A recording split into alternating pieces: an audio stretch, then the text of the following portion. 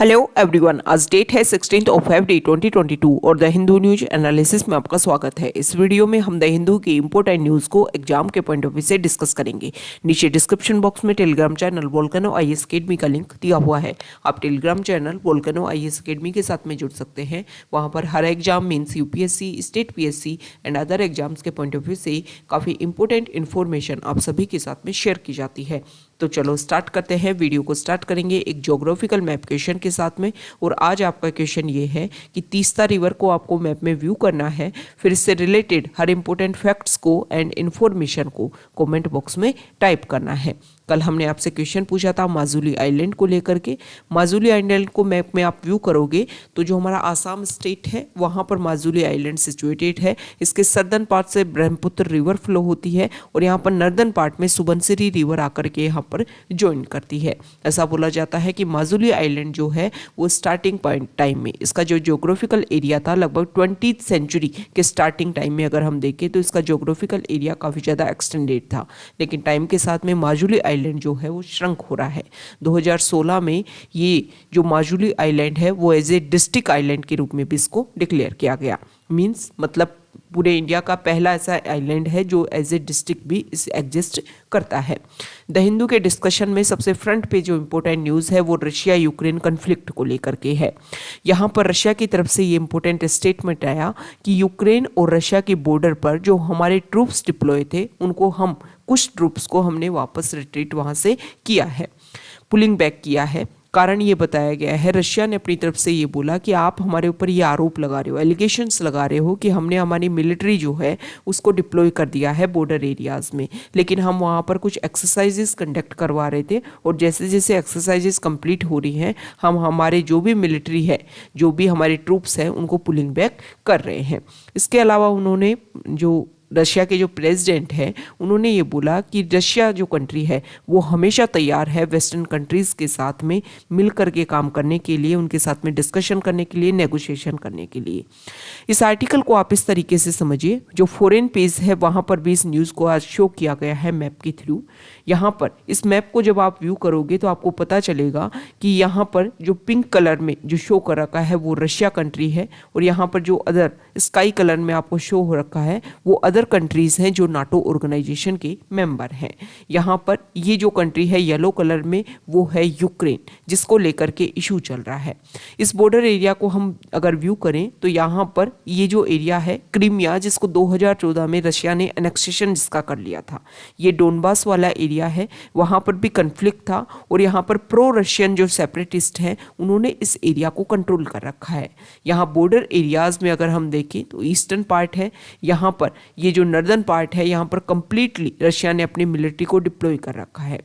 Russia की बात अगर हम माने तो रशिया ने ये बोला है कि देखो रशिया कभी भी वॉर नहीं चाहता, लेकिन कभी भी हम ये भी नहीं चाहेंगे कि दूसरी जो कंट्रीज हैं वो अपने ऑर्गेनाइजेशन को एक्सपेंड कर रहे हैं और हम हमारी जो आइज़ हैं उनको बिल्कुल ही क्लोज कर लेंगे। यहाँ पर अगर हम देखें तो बिल्कुल रशिया के साथ में बॉर्डर शेयर करते हुए ये जो कंट्रीज हैं जैसे कि लातविया, लिथुआनिया, एस्टोनिया, ये जो कंट्री हैं, यहाँ पर अगर हम देखें जो यूक्रेन के साथ में बॉर्डर शेयर करते हैं, पोलैंड हो गया, रोमानिया हो गया, बुल्गारिया हो गया, ये कंप्लीट जो कंट्री है वो नाटो ऑर्गेनाइजेशन के मेंबर हैं।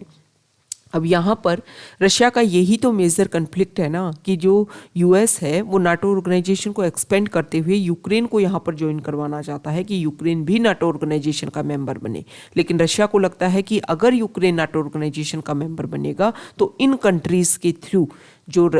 यूएस जो है वो रशिया के ऊपर अपनी डोमिनेंस क्रिएट करने की कोशिश करेगा। तो यही कारण है रशिया ने क्लियरली बोला है कि हम बिल्कुल नहीं चाहेंगे कि वॉर हो, लेकिन जब हमारी सिक्योरिटी के ऊपर थ्रेट आएगी तो हम बिल्कुल नहीं चाहेंगे कि दूसरी जो कंट्रीज़ है वो हमारे फाउंडेशन के ऊपर अपनी सिक्योरिटी को मेंटेन करें। ओके तो अगर नाटो ऑर्गेनाइजेशन का एक्सपेंड देखने को मिलेगा तो यहाँ पर जो कन्फ्लिक्ट है, जो इशू है, वो कभी भी क्लियरली शांत नहीं हो पाएगा। और अगर यूएस जो है वो ना सिर्फ बातचीत का दौर अपनाए और अपने जो भी उनके रेगुलेशंस है, रूल्स हैं, उनके ऊपर बने रहे और नाटो ऑर्गेनाइजेशन का एक्सपेंशन अगर नहीं किया जाए तो ये जो इशू है इसको सॉल्व किया जा सकता है। नेक्स्ट इंपॉर्टेंट आर्टिकल, यहाँ पर जो आर्टिकल है यहाँ देखिए, 4 स्टेट्स को लेकर के इस आर्टिकल में शो किया गया है। यहाँ पर ये बताया गया है कि अभी प्रेजेंट टाइम में कुछ टाइम पहले ही जो झारखंड स्टेट है वहाँ पर मॉब लिंचिंग को, मॉब वायलेंस को रेगुलेट करने के लिए, उसको कंट्रोल करने के लिए एक बिल पास किया गया है, जिसमें जो पनिशमेंट है उसको 3 साल से लाइफ इम्प्रिजनमेंट तक पनिशमेंट रखी गई है कि अगर मॉब लिंचिंग में कोई पर्सन जो है वो इंक्लूड होता है तो उसको हम ये सारी जो पनिशमेंट है उनको दी जाएगी। इससे पहले राजस्थान स्टेट, वेस्ट बंगाल स्टेट और मणिपुर स्टेट वहाँ पर मॉब वायलेंस को, मॉब लिंचिंग को कंट्रोल करने के लिए इस तरीके के एक्ट बनाए गए हैं। यहाँ पर इशू ये है कि प्रेजेंट टाइम में 4 स्टेट्स में एंटी लिंचिंग बिल पास हो चुके हैं, लेकिन सेंट्रल गवर्नमेंट का ये बोलना है कि जो मॉब लिंचिंग है वो किसी भी मीन्स, अगर मॉब लिंचिंग को हम बात करें तो Indian penal code means IPC के क्राइम के अंडर, आईपीसी के अंडर एक क्राइम के रूप में लिंचिंग को डिफाइन नहीं किया गया है। अब यहाँ पर अगर हम बात करें तो यूनियन होम मिनिस्ट्री ने पार्लियामेंट को 2019 में इन्फॉर्म किया था कि लिंचिंग जो वर्ड है उसके लिए कोई भी सेपरेट डेफिनेशन नहीं है। इसको हम सेक्शन 300 और 302 के अंदर जो आईपीसी की जो सेक्शन है उसी के अंडर ही पर्टेन टू मर्डर के अंडर इसको हम सॉल्व करने की और इस इश्यू को रेगुलेट करने की कोशिश करते हैं। 2017 में नेशनल क्राइम रिकॉर्ड ब्यूरो जो है उन्होंने डाटा को कलेक्ट किया था कि मॉब लिंचिंग के, हेट क्राइम्स के और गोहत्या, ठीक है, ये सारी जो चीज़ें हैं इनको लेकर के कितने केसेज आए, डाटा इकट्ठे भी किए गए, लेकिन जो फिगर्स हैं उनको कभी भी पब्लिश नहीं किया गया और ये जो वर्क है इसको डिसकंटिन्यू कर दिया गया। ये जो क्राइम्स हैं ना इनको डिफाइन किया गया, इनके जो भी डाटा इनसे रिलेट करके जो इनको फाउंड किया गया था उनको एक तरीके से अनरिलायबल, मतलब उनके ऊपर कोई भी ऊपर फोकस नहीं किया गया कि इतने डाटा हैं, इस स्टेट में ज़्यादा इश्यू देखने को मिल रहे हैं, यहाँ पर इस कम्युनिटी के खिलाफ में ये इशू ज़्यादा देखने को मिल रहे हैं। अगर उसके अकॉर्डिंग सेंट्रल गवर्नमेंट भी वर्क करती तो यहाँ पर ये जो इशू है जैसे हेट क्राइम्स हो गया, मॉब लिंचिंग हो गया, इन इशू को हम टाइम के साथ में सॉल्व कर सकते थे। अब ये मॉब लिंचिंग होता क्या है, ये जो वर्ड है वो आप प्रेजेंट टाइम में काफ़ी ज़्यादा न्यूज़ में देखोगे और बहुत सारे इशू। मॉब लिंचिंग में क्या होता है, एक तरीके से ये इनह्यूमन एक्ट है जिसमें एक पर्सन को या फिर ग्रुप ऑफ पर्सन को, एक ग्रुप को, कुछ बहुत सारे लोगों को दूसरी तरफ से एक पर्सन या फिर एक ग्रुप जो है वो मतलब कुछ पॉइंट्स के ऊपर ऐसा लगता है कि एक वायलेंट एक्टिविटी की जाती है जिसमें उनके ऊपर अटैक किया जाता है, उनको पीटा जाता है या फिर कभी कभी तो जो अदर पर्सन होते हैं जिनके ऊपर ये अटैक होता है उनकी डेथ तक हो जाती है। मॉब लिंचिंग प्रेजेंट टाइम में अगर हम देखें तो एक नया इशू बनता जा रहा है, हमारी सोसाइटी का जो फैब्रिक है उसको डिस्टर्ब करने के लिए और एक न्यू नॉर्म्स जो हैं उसमें क्रिएट हो रहे हैं। सबसे बेसिक और most essential feature of a democracy, सबसे ज़्यादा मोस्ट एसेंशियल फीचर एक डेमोक्रेसी का ये होता है कि वहाँ के जो भी पीपल हैं उनकी लाइफ को और उनकी लिबर्टी को प्रोटेक्ट करना। लेकिन अगर हम प्रेजेंट टाइम में देखें, the largest democracy of the world India जो है वहाँ पर लाइफ और लिबर्टी किसी भी पर्सन की वो सबसे ज़्यादा इन्फ्लुएंस की जाती है, सबसे ज़्यादा उसमें एक तरीके से थ्रेट उसको दी जा रही है। 2018 में सुप्रीम कोर्ट ने लिंचिंग जो है उसको horrendous act of mobocracy declare किया था, मतलब एक तरीके से इसको सीरियस इशू के रूप में, सीरियस क्राइम के रूप में सुप्रीम कोर्ट ने भी इसको डिक्लेयर कर दिया है। कोर्ट जो है उन्होंने सेंटर को और स्टेट गवर्नमेंट को ये बोला था कि भाई कुछ ऐसे लॉज बनाओ आप ताकि ये जो इशू है लिंचिंग जो है या फिर इस तरीके के जो इश्यूज हैं उनको हम सॉल्व कर सकें, उनको हम एक तरीके से उनसे डील कर सकें। इसके लिए फास्ट ट्रैक ट्रायल्स जो हैं वो भी इसमें शामिल हो, जो भी विक्टिम्स हैं उनको उनका कंपनसेशन इसमें शामिल हो। इसके अलावा डिसिप्लिनरी एक्शन हो अगेंस्ट लैक्स लॉ इन्फोर्सर्स कि अगर टाइम पर जो लॉ को इम्प्लीमेंट ढंग से नहीं किया गया तो उनके खिलाफ में भी यहाँ पर एक्शन हो। ये सारी चीज़ें कोर्ट ने, जुडिशरी ने यहाँ पर इंटरवीन करने की कोशिश की थी कि ये सारी चीज़ें आपको करनी चाहिए और जो भी इशू है उसको सॉल्व करने की ज़रूरत है। मॉब लिंचिंग अगर हम प्रेजेंट टाइम में माने तो ह्यूमन बीइंग की जो डिग्निटी है उसके लिए एक ऑफेंस है। कॉन्स्टिट्यूशनल प्रोटेक्शन हमें दिया हुआ है आर्टिकल 21 में, आप सभी को पता है राइट टू लाइफ का हमें, और उस राइट टू लाइफ लाइफ में जो लिबर्टी है उसको एक तरीके से एक डिग्निफाइड लाइफ को प्रोटेक्ट करना हमारे कॉन्स्टिट्यूशन में बोला गया है। इसके अलावा ये जो मॉब लिंचिंग है वो universal declaration of human rights जो है उसका भी एक सीरियस ब्रीच है। तो जो भी हमारे गवर्नमेंट है, सेंट्रल गवर्नमेंट को इसको ध्यान में रखना चाहिए और आईपीसीसी के जो सेक्शन है उसमें इंसर्ट किया जाना चाहिए। इसके अलावा स्पेसिफिक मॉब लिंचिंग को टारगेट करते हुए कुछ यहाँ पर हमारे इंडिया में लॉज होने भी चाहिए। नेक्स्ट इंपोर्टेंट आर्टिकल, यहाँ पर एक्सपोर्ट को शो कर रखा है कि अगर हम देखें तो जनवरी में 30 मतलब जो एक्सपोर्ट है उसमें 25% तक का हाइक देखने को मिला है। 34.5 बिलियन डॉलर जो है वहाँ तक हमारा एक्सपोर्ट पहुँच चुका है। नेक्स्ट इंपोर्टेंट आर्टिकल, हिजाब जो इशू है प्रेजेंट टाइम में कर्नाटका में और कर्नाटका हाईकोर्ट में इसको लेकर के डिस्कशन भी चल रहा है।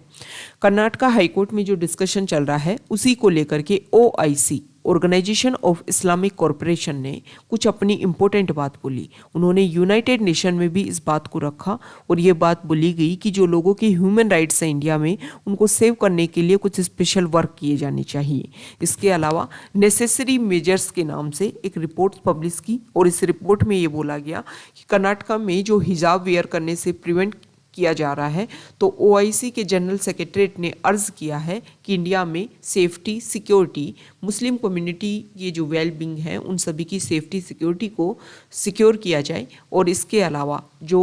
इस कम्युनिटी से बिलोंग करने वाले मेंबर्स हैं उनकी लाइफ को प्रोटेक्ट करने के लिए कुछ स्पेशल वर्क्स जो हैं वो कुछ स्पेशल एक्ट जो हैं वो वहाँ पर इम्प्लीमेंट होने चाहिए। अब इसमें इंडिया की तरफ से इम्पोर्टेंट स्टेटमेंट आया। इंडिया में ऑफिशियल स्पोक पर्सन जो है हमारे ministry of external affairs minister Arindam Bagchi, उन्होंने ये बोला कि हम हमारे कॉन्स्टिट्यूशन के अकॉर्डिंग जो भी इश्यूज हैं उनको सॉल्व करने की कोशिश कर रहे हैं। तो जो भी अदर ऑर्गेनाइजेशन है या फिर बाहर से कोई भी हमें इस तरीके की गाइडलाइंस प्रोवाइड ना करें, ये हमारा इंटरनल इशू है और इसको हम अपने तरीके से हमारे कॉन्स्टिट्यूशनल प्रोविजन के बेसिस पर हम इसको सॉल्व कर लेंगे। OIC organisation of Islamic corporation की अगर हम बात करें तो कुछ बेसिक फैक्ट्स उनसे रिलेटेड हम व्यू कर लेते हैं। यहाँ पर ऑर्गेनाइजेशन ऑफ इस्लामिक कॉरपोरेशन ये एक इंटरनेशनल ऑर्गेनाइजेशन है। 1969 में इसको फाउंड किया गया था। 57 इसके मेंबर स्टेट्स हैं और ये जो ऑर्गेनाइजेशन है वो एक कलेक्टिव वॉइस है मुस्लिम वर्ल्ड की, मतलब मुस्लिम कम्युनिटी जो है पूरे वर्ल्ड में, पूरे ग्लोबली लेवल पर उसकी कलेक्टिव वॉइस के रूप में ये ऑर्गेनाइजेशन अपने आप को रिप्रेजेंट करता है। इसका मेन काम ये है कि इंटरनेशनल पीस और हार्मनी की जो भी स्पिरिट है उसको प्रमोट करना और जो मुस्लिम वर्ल्ड है उसके इंटरेस्ट को प्रोटेक्ट करना, उनको सेफ गार्ड प्रोवाइड करना। OIC जो है उसका परमानेंट डेलीगेशन होता है UN में और यूरोपियन यूनियन में। इसकी कुछ ऑफिशियल लैंग्वेजेस हैं Arabic, English and French. Okay, तो ये ऑर्गेनाइजेशन ऑफ इस्लामिक कॉरपोरेशन है। सबसे इम्पोर्टेंट बात अगर हम बात करें तो ये जो ऑर्गेनाइजेशन ऑफ इस्लामिक कॉरपोरेशन है इसका हेडक्वार्टर कहाँ है, ओके, ये आपको कमेंट बॉक्स में बताना है। नेक्स्ट इंपोर्टेंट न्यूज़ है एडिटोरियल पेज पर। यहाँ पर जो फर्स्ट आर्टिकल है वो प्रेजेंट टाइम में, कोविड के टाइम में ऑनलाइन जो गेम्स हैं वो एक मेजर इशू बनता जा रहा है। तो यहाँ पर हम देख रहे हैं कि अदर स्टेट जो है वो अपनी तरफ से कुछ लेजिस्लेशन पास करने की कोशिश कर रहे हैं, कुछ बिल को पास करने की कोशिश कर रहे हैं ताकि ये जो ऑनलाइन गेमिंग जो एक गैम्बलिंग की तरफ इंक्रीज हो रही है उसको हम रोक सकें। तो अभी प्रेजेंट टाइम में जो कर्नाटका है जो है वहाँ पर बैटिंग और गैम्बलिंग को रेगुलेशन देने के लिए एक अमेंडमेंट किया गया और कुछ वहाँ पर नए रूल्स इंप्लीमेंट करने की कोशिश की जा रही थी। तो स्टेट का जो हाई कोर्ट है उन्होंने इसको स्ट्रक डाउन कर दिया। सेम इसी तरीके से last year Madras high court ने भी सिमिलर जो अमेंडमेंट किए गए थे वहाँ की गवर्नमेंट के द्वारा, उस स्टेट के द्वारा, तो उस ऑनलाइन रमी और पोकर जो गेम है उसको टारगेट करते हुए ये अमेंडमेंट किए गए थे। तो उनको मद्रास हाई कोर्ट ने भी इनवैलिडेटेड डिक्लेयर कर दिया था। यहाँ पर ये जो आर्टिकल है इसमें ये बता रखा है कि प्रेजेंट टाइम में अगर हम देखें तो ऑनलाइन गेम जो है उसकी तरफ लोगों का जो एक तरीके से क्यूरियोसिटी वो काफ़ी ज़्यादा इंक्रीज हो रही है। बहुत सारा हमारा जो यूथ है इंडिया का वो इसमें इंडल्ज हो रहा है और वो ना सिर्फ अपने फ्यूचर का नुकसान इसमें कर रहा है बल्कि अगर हम देखें तो इकोनॉमिक बेसिस पर भी उनको काफ़ी ज़्यादा इसमें नुकसान देखने को मिल रहा है। इस आर्टिकल में ये बोला गया है कि इनको रेगुलेट करने का ऐसा नहीं है, क्योंकि ये आरोप लगाया गया है कि आप किसी की पर्सनल जो लाइफ है या किसी की राइट टू लाइफ जो है उसके जो बेसिक प्रोविजंस हैं उनको काउंटर करने की कोशिश कर रहे हो। लेकिन इस आर्टिकल में ये बोला गया है कि जो इंडिविजुअल फ्रीडम है उसके खिलाफ ये नहीं है, ये बैन करने की ज़रूरत है, क्योंकि प्रेजेंट टाइम में बहुत सारे जो केसेज हैं वो अलग अलग स्टेट में रजिस्टर हो रहे हैं, इससे जो इनडायरेक्टली जो क्राइम्स है वो काफ़ी ज़्यादा इंक्रीज हो रहे हैं। तो इनको रेगुलेट करने की ज़रूरत है। जब तक हम रेगुलेट नहीं करेंगे ये जो चीज़ें हैं, ये जो ऑनलाइन गेमिंग है वो एक तरीके से गैम्बलिंग की तरफ आगे बढ़ जाएंगी। इस आर्टिकल में ये भी बोला गया है कि वो गेम जिनको खेलने के लिए, जैसे ऑनलाइन गेम आप रेगुलर अपने फ़ोन में अगर प्ले करते हो तो उसको ज़्यादा नहीं है, लेकिन आप किसी ग्रुप में किसी गेम को प्ले कर रहे हो और उसमें स्किल की ज़रूरत है, स्किल की ज़रूरत है, मतलब वहाँ पर हर कोई पर्सन जो है उसमें इंटरफेयर नहीं कर सकता, स्किल की ज़रूरत है, तो पर्सन स्पेसिफिक उसको टारगेट किया जा रहा है। तो अगर हर पर्सन जो है उसमें इन्वॉल्व नहीं हो रहा है तो फ्रीडम टू लाइफ जो है, जो इंडिविजुअल फ्रीडम है, उसमें इसको टारगेट नहीं किया जा रहा है। ऐसे लोग जो स्किल के बेसिस पर इस तरीके की गेम को खेलते हैं और वहाँ पर गैम्बलिंग को इंक्रीज किया जाता है, तो उनको टारगेट इसमें करने की कोशिश की जा रही है। तो इस आर्टिकल का यही मतलब है, यही इसमें मेन इम्पोर्टेंट अगर हम सार ये देखें तो इस आर्टिकल का ये है कि जो गेम है अगर वो किसी पर्सनल इंडिविजुअल की जो भी प्रोग्रेस है उसमें एक तरीके से बाधा बन रहे हैं, इम्पेडिमेंट्स क्रिएट कर रहे हैं, तो उनको बैन करने की और उनको रेगुलेट करने की बहुत ज़्यादा ज़रूरत है। नेक्स्ट इंपॉर्टेंट आर्टिकल है जम्मू एंड कश्मीर को लेकर के। यहाँ पर जो राइटर हैं उन्होंने आर्टिकल की शुरुआत की है डिलिमिटेशन कमीशन के साथ में। अभी रंजना देसाई की अध्यक्षता में, आप सभी को पता है, लास्ट ईयर एक डिलिमिटेशन कमीशन बनाया जाता है कि जम्मू एंड कश्मीर की जो सीट्स हैं उनको दोबारा से रेगुलेट किया जा सके। तो यहाँ पर अभी जो डिलिमिटेशन कमीशन है उन्होंने अपनी इंटरिम जो रिपोर्ट है, उनकी इंटरिम जो रिपोर्ट है उसको उन्होंने 5 एसोसिएट मेंबर्स, इसमें 3 मेंबर्स जो हैं, 3 MP जो हैं वो नेशनल कॉन्फ्रेंस पार्टी के हैं और 2 BJP पार्टी के हैं, उनको सौंपी कि आप जो है ये जो हमारी रिपोर्ट है उसको आप व्यू कीजिए। तो इसको लेकर के हमने ये देखा कि नेशनल कॉन्फ्रेंस पार्टी के जो MP हैं उन्होंने इसके खिलाफ में अपनी स्टेटमेंट दिए हैं कि ये जो भी डिलिमिटेशन कमीशन ने अपने जो रिजल्ट डिक्लेयर किए हैं वो सही नहीं है। यहाँ पर बहुत सारी कंस्टिट्यूएंसीज जो हैं उनको गलत तरीके से रिप्रेजेंट किया गया है। कहीं कोई कंस्टिट्यूएंसी जो है वो 2 लाख से ज़्यादा पॉपुलेशन को टारगेट कर रही है और किसी में 2 लाख से कम, 2 लाख से मतलब 50,000 से भी कम लोग जो हैं वो किसी कंस्टिट्यूएंसी में हैं। अब यहाँ पर जो राइटर हैं उन्होंने पहले तो डिलिमिटेशन कमीशन के बारे में कंप्लीट बताया है कि किस तरीके से जो डिलिमिटेशन कमीशन है उन्होंने जम्मू कश्मीर वाला जो रीजन है, जम्मू में 6 सीट को इन्होंने इंक्रीज़ किया है और कश्मीर वाला जो प्रोविंस है वहाँ पर 1 सीट इंक्रीज़ की है। सबसे इम्पोर्टेंट बात, ये जो UT है जम्मू एंड कश्मीर, उन्होंने कम्प्लीटली एक एरिया के रूप में या फिर जो सीट डिस्ट्रीब्यूशन है वो एक UT, होल UT के रूप में डिक्लेयर नहीं किया है। जम्मू एंड कश्मीर उसको भी 2 एरिया में पार्टिसिपेट कर दिया और फिर वहाँ पर अलग अलग सीटें इंक्रीज़ की है। कम्प्लीटली ये नहीं बोला गया कि जम्मू एंड कश्मीर को कम्प्लीटली हमने डिवाइड किया और फिर यहाँ पर 7 सीट इंक्रीज़ की गई है।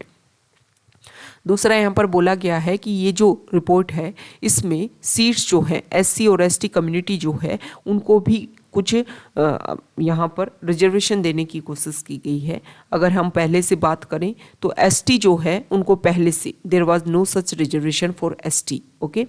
यहाँ पर 7 सीट्स जो हैं वो रिजर्व की गई हैं SC के लिए और ST के लिए कोई सीट नहीं रखी गई है इस वाले एरिया में। ओके,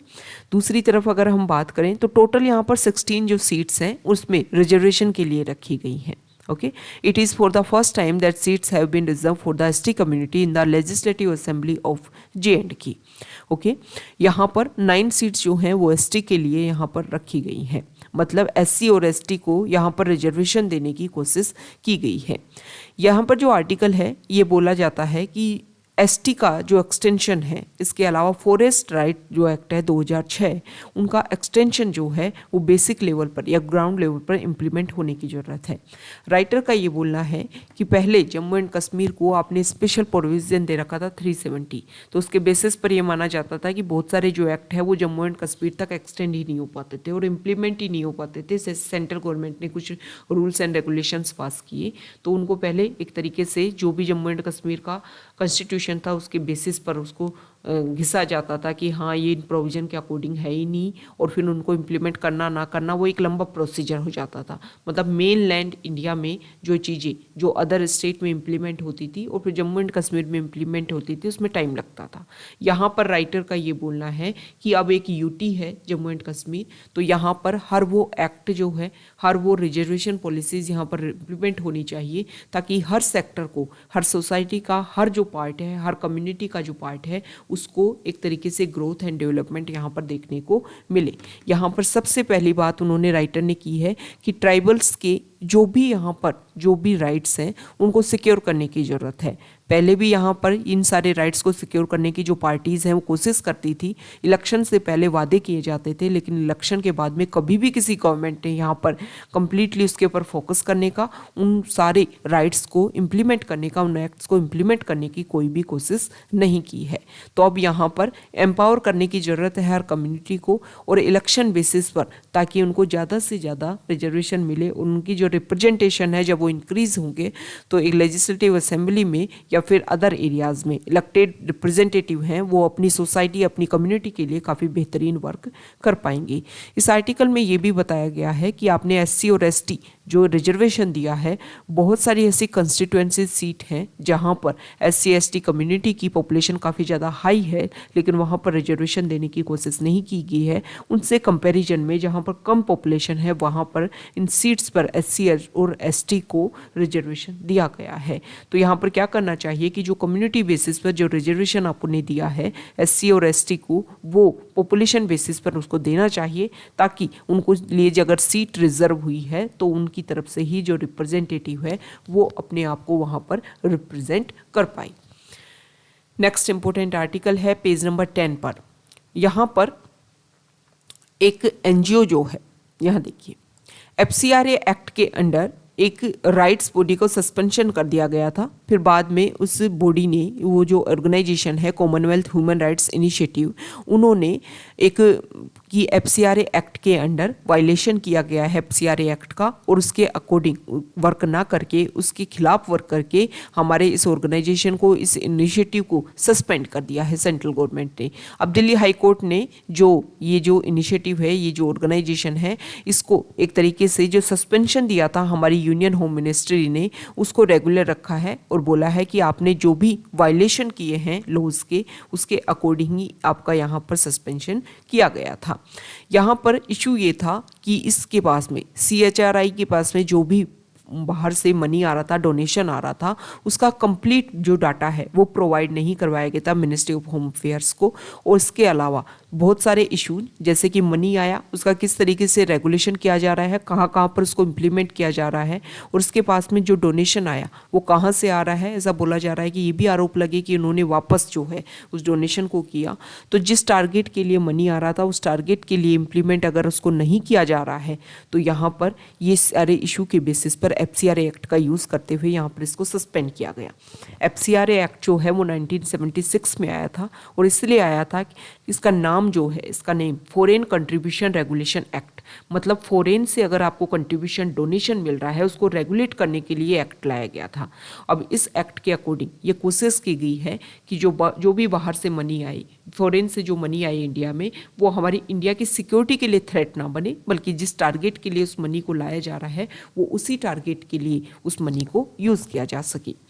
नेक्स्ट इंपॉर्टेंट आर्टिकल, यहाँ पर जो हमारा संसद टीवी यूट्यूब चैनल है उसके ऊपर जो हैकर्स हैं उन्होंने इसको टारगेट किया, उसके अकाउंट को, और ये देखा गया कि कुछ टाइम के लिए इशू भी देखने को यहाँ पर मिला। जो संसद टीवी चैनल है उसका नेम चेंज कर दिया गया हैकर्स के द्वारा, और यहाँ पर इथीरियम उसका नेम रखा गया, लेकिन कुछ टाइम के बाद में इस चैनल को रिस्टोर कर लिया गया है।